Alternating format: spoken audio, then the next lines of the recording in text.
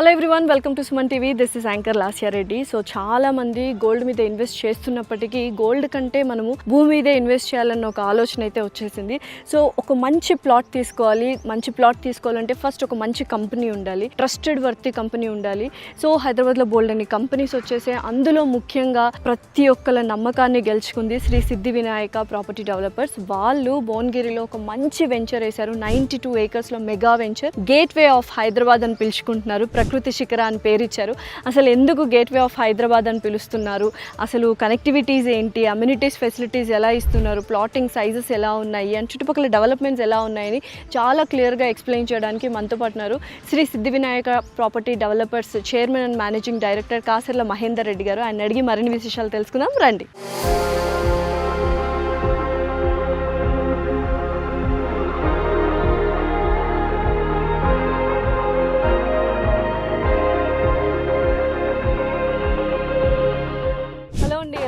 నమస్తే అండి, బాగున్నాం.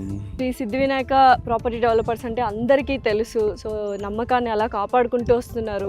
సో అసలు ఫస్ట్ కంపెనీ గురించి చెప్పండి, దాని తర్వాత వెంచర్ గురించి డిస్కస్ చేద్దాం. ఓకే అండి, మనకు అందరికి తెలిసిందే శ్రీ సిద్ధి వినాయక ప్రాపర్టీ డెవలపర్స్ గత 20 నుండి 25 సంవత్సరాల నుండి చాలా నమ్మకంగా కస్టమర్లను ఏమాత్రం వమ్ము చేయకుండా ఉంటున్నాం. కాబట్టి ఇంత ఎవ్రీ టైం చాలా సక్సెస్ఫుల్గా కంప్లీట్ చేసుకోగలుగుతున్నాం. వాళ్ళకు మంచి డెలివరీ ఇవ్వగలుగుతున్నాం. ప్లాట్స్ అయినా ఏదైనా వెంచర్స్ అయినా. నేను ఆన్ ద వేలో నుంచి వస్తుంటే చాలా ఈజీ కనెక్టివిటీ లాగా అనిపించింది. లొకేషన్ ఏంటి, అసలు ప్రకృతి శిఖర అని పేరు ఎందుకు పెట్టారు, గేట్వే ఆఫ్ హైదరాబాద్ అని ఎందుకు పిలుస్తున్నారు ఏంటి? ఎగ్జాక్ట్ అండి, దీని పేరు ప్రకృతి శిఖర ఒకటి. రెండోది గేట్వే ఆఫ్ హైదరాబాద్. యాక్చువల్గా హైదరాబాద్కి ఇక్కడి నుంచి గేట్ అంటే ఇప్పుడు RRR ఇక్కడే స్టార్ట్ అవుతుంది, ఎగ్జిట్ ఇక్కడి నుంచే వస్తుంది.